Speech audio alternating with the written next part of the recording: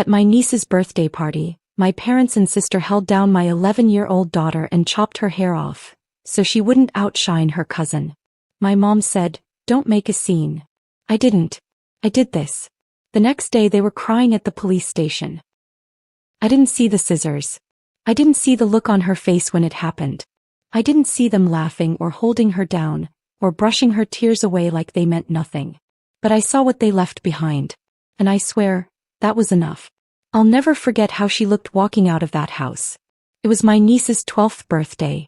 I had to work. Saturday hospital shift, the glamorous life. So my daughter Grace, who's 11, went ahead of me. It was supposed to be harmless. A cousin's party. Family.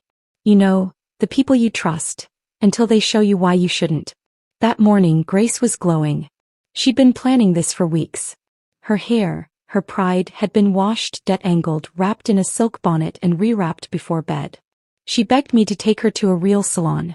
Not the strip mall place with the fluorescent lighting and panic haircuts. A real one. I want to feel pretty. Just this once. So I picked up 2 night shifts, canceled my massage and handed over $120.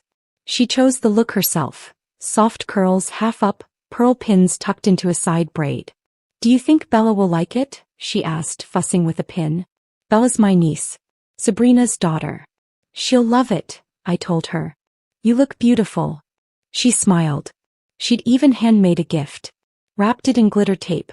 I dropped her off, kissed her goodbye and went back to work thinking she was safe. Foolish, I know. When I pulled into the driveway that evening, something twisted in my gut. Not nerves, not paranoia, just the kind of off you only recognize in hindsight. And then the front door opened. Grace stepped out. And I swear to God, for a second I didn't recognize her. Her hair, her long, perfect, styled hair, was gone. Not trimmed. Not cut. Heck. It was short, uneven, jagged. Some pieces hit her chin. Others barely grazed her ears. It looked like someone handed a raccoon a pair of gardening shears and let it freestyle. She looked down when she walked toward me. Shoulders tight. Breathing shallow. "Grace?" I asked, climbing out of the car. What happened?" She tried to smile, tried to be brave. "That's the part that killed me." "They cut it," she whispered. And then she burst into tears. My chest cracked open. "They cut it." I repeated, too stunned to process anything else. She nodded. Her voice was small. "Grandma and Auntie Sabrina." I wanted to turn to stone. Shatter into pieces. I wanted to run inside that house and start flipping tables like I was in a biblical meltdown. But Grace was sobbing. So I knelt down and held her, and she buried her face in my neck and just cried. "Can we go home?" she asked. "We're not going home yet," I said. My voice sounded calm. That scared me more than anything. We walked back toward the house. I kept my hand on her shoulder. I half hoped someone would try to stop me. No one did. Inside, Sabrina was clearing paper plates like she hadn't just destroyed a little girl's trust in humanity. My mother was wiping counters, chatting about leftover cake. The air smelled like frosting and betrayal. I stood in the doorway and said, "What happened to my daughter's hair?" Sabrina didn't even flinch. We asked her to put it in a ponytail. She refused. So we cut it. I blinked. "You cut it." She was being difficult, my mother chimed in. "We gave her a choice." "A choice," I repeated. "So, let me get this straight. You told an 11-year-old to do something she didn't want to do, and when she refused, you punished her by cutting her hair off." "It's just hair," Sabrina said. No, it wasn't." They kept going. "Bella was crying," Sabrina snapped. She saw Grace's hair and started crying. "You think that's fair? You parade your daughter around with that fancy salon hair." "Fancy salon hair," I echoed, because now I was in a surrealist nightmare. "You know we can't afford that," my mother added. "What were you trying to do? Make Bella feel bad? Embarrass us?" "She was showing off," Sabrina said. "You made my daughter feel ugly on her birthday." I stared at them. These people. My own family. Talking like Grace was some rival at a high school prom, not a child with a kind heart who just wanted to give a handmade gift to her cousin. I couldn't feel my hands anymore. My voice was even. "I'm taking her home." I didn't wait for a response. Grace was still outside. I took her hand and we walked back to the car together. She kept wiping her face. I didn't say much. Halfway home she whispered, "Do you think it can be fixed?" My throat tightened. "We'll make it beautiful again," I said. "I promise." She believed me. That's the worst part. She still believed the world could be made right. I didn't scream. I didn't threaten. I didn't even cry. Not then. I didn't know it yet, but very soon they would be crying at the police station. People like to talk about first signs, red flags, gut instincts, those little moments when the curtain lifts and you glimpse the truth underneath. I wish I could tell you there was one of those moments in my childhood. A line that was crossed. A slap. A scream. A locked door. Something dramatic. Something cinematic. But no. It was subtler than that. It was soft. It was constant. It was poison disguised as tradition. You don't grow up knowing you're the second choice daughter. Not immediately. It's more like a slow leak. Something drips and drips and drips, and you don't even realize the ceiling is sagging until the whole thing collapses on your head. My sister Sabrina is 2 years older than me. And for the first 15 years of my life I didn't question why she always got the nice things. The prettier dresses. The shiny flats. The lip gloss. The compliments. Let your sister wear it, she's older. You don't need mascara yet. You're still a little girl. That top is too mature for you. You don't want people looking at you that way. Never mind that Sabrina and I were practically the same height by 12. Or that we went to the same middle school and were mistaken for twins on the regular. Or that I never asked for much, just not to be dressed like someone's lost camp counselor every time we went out in public. But it wasn't just the clothes. It was how my parents looked at her. And how they looked through me. I didn't think I was pretty. Not back then. I liked video games and books with dragons and messy ponytails that started falling apart the second I left the house. I wasn't trying to be anything. But apparently not trying was the problem. See, there's nothing more threatening to a girl raised to compete for attention than someone who gets it without even asking. Sabrina never said it out loud. Not directly. But I saw it in her face. Every time a boy looked at me instead of her. Every time someone mistook me for the older sister. Every time I made someone laugh without trying. And then she'd do what she always did, flip the story and make me feel like I had done something wrong. I remember once. I was 14, she was 16. We were getting ready for a family friend's wedding. She stormed into my room in full mascara meltdown mode. "Why are you wearing that dress?" I blinked. "It's the only one that fits me." "Did you do something to your hair?" "No. I washed it." She looked like I'd just committed a felony with Pantene. "You know Brandon's going to be there." Brandon. The boy she had a crush on for 4 years. Who liked football. And math. And apparently me. Except I didn't like him. I just talked to him once about a book we both liked. "Don't you dare flirt with him." "I'm not, what?" She slammed the door. Later that night my mom pulled me aside. "Couldn't you have worn something less flashy? Your sister was really upset." The dress was gray. Gray. Over the years things escalated. Quietly. In ways that didn't leave marks. Sabrina would accidentally hide my makeup bag. Or forget to tell me the dress code changed for an event. One time she swapped out my conditioner for shampoo. My hair looked like I styled it with static electricity for a week. But what cut deeper than all of that was how my parents kept backing her. No matter how petty. No matter how obvious. They saw me as the problem. I was difficult. Too proud. Too sensitive. Too much. Fast forward 10 years and I thought I'd outgrown it. I thought success would solve the imbalance. I worked my way through med school. Residency. Long hours. No sleep. No one cutting me slack. I bought my own house. Married a man who treated me with respect. Radical, I know. I gave my daughter Grace everything I'd never been allowed to have. And I hoped, that maybe that would be enough. Maybe they'd finally see me as my own person. Maybe they'd treat Grace differently. But they didn't. They couldn't. I started to notice it during visits. Grace would come to family dinners in a cute outfit she picked herself, and my mother would purse her lips. "Don't you think that skirt's a bit much for a little girl?" "She's 11, I'd say." Sabrina would make passive-aggressive comments in front of Bella. "Wow, Grace, that's a lot of hair for someone your age. Do you always wear makeup? Even to school?" Grace wasn't wearing makeup. She had clear lip gloss and glitter clips. But the tone was always the same. Don't stand out. Don't shine. Don't make Bella look dull by comparison. And Bella, poor thing, absorbed all of it.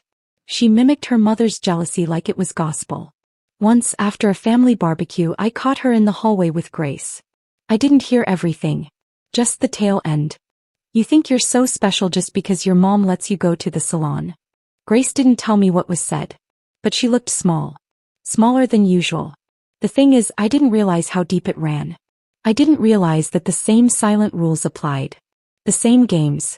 The same threats hidden in smiles. Until the birthday. Until I saw Grace walk out of that house with her hair hacked off. Until I heard the words leave her mouth. They cut it. That was when it all clicked. It wasn't about disobedience. Or discipline. Or some childish misunderstanding. It was punishment. For being beautiful. For shining. For standing out when she was supposed to stay quiet. They saw in Grace the thing they'd hated in me. And they came for her.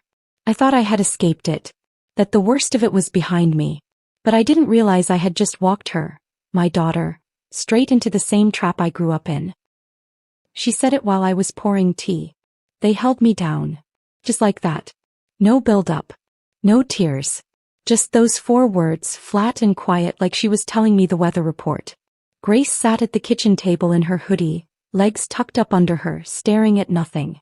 I stopped mid-pour. What? They held me down, she repeated. I told them no. Aunt Sabrina pushed me into the chair and Grandma said, "It's just hair, stop making a scene." And then they cut it. I didn't speak. I was too busy clenching the teapot like I could squeeze justice out of it. They were laughing, she added. Grandpa said I needed to be humbled. Belle was filming me. So was Connor. He said he was going to send it to the group chat. She blinked. I don't even know what group chat. I sat down. Fully.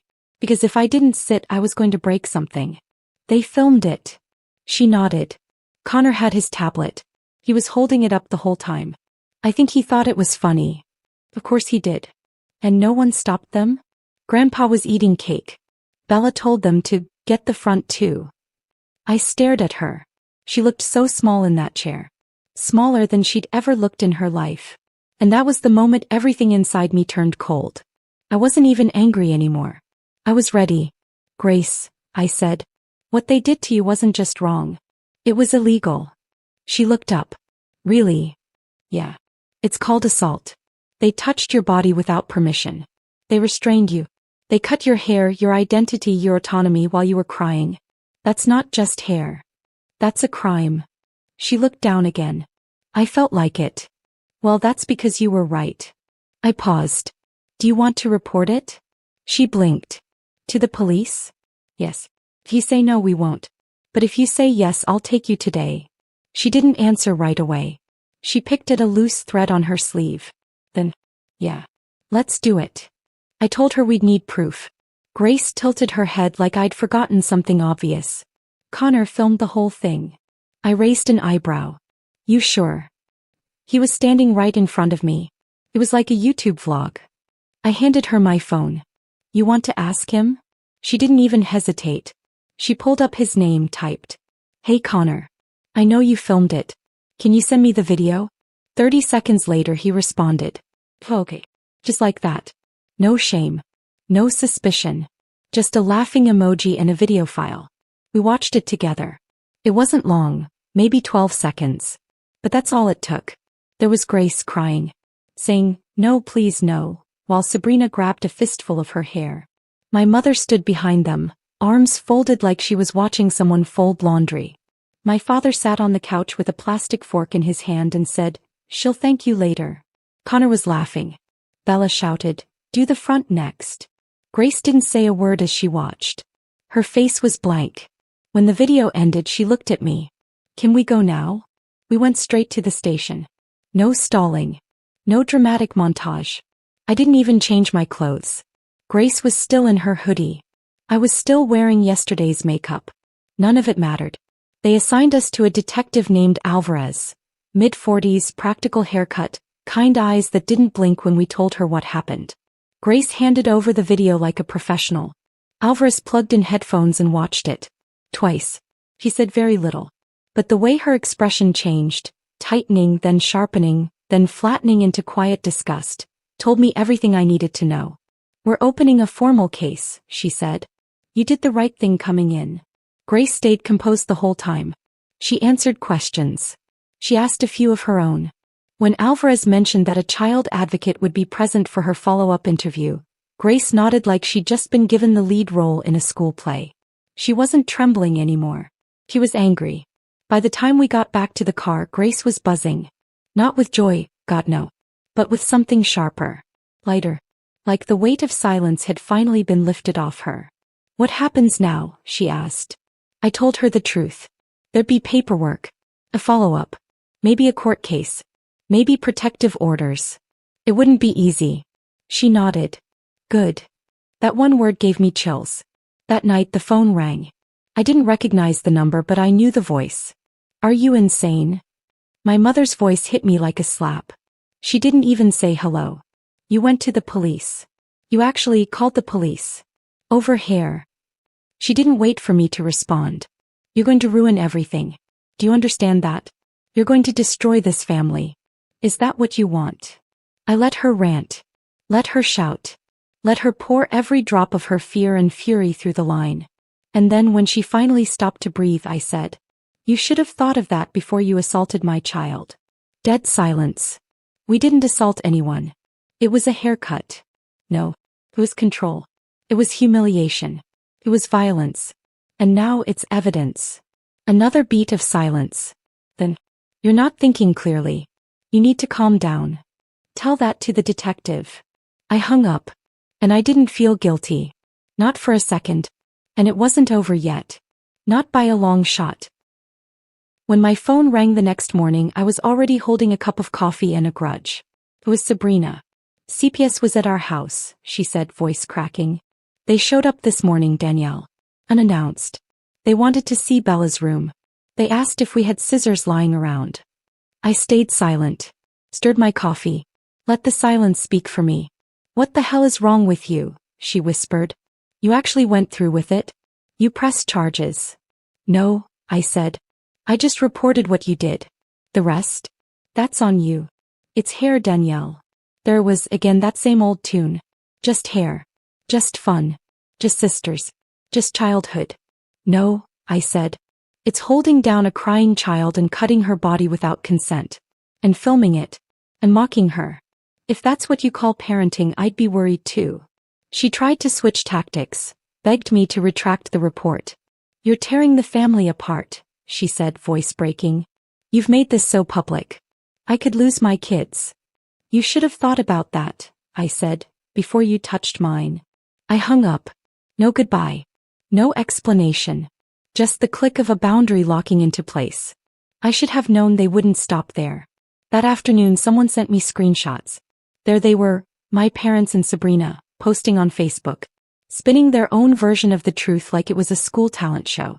It was a game. Grace said she wanted a makeover. Danielle is being unstable again. She has a history of overreacting. We love Grace. We were bonding. Bonding? Is that what we're calling it now? Bonding by force? One comment actually said, I've known Danielle for years and she's always been obsessed with appearances. It's sad she's weaponizing her daughter like this. Oh really, Brenda from church? That's your takeaway? I showed the post to Grace. She scrolled through the comments, her mouth tightening. They're lying, she said softly. I know. They're getting away with it. I looked at her.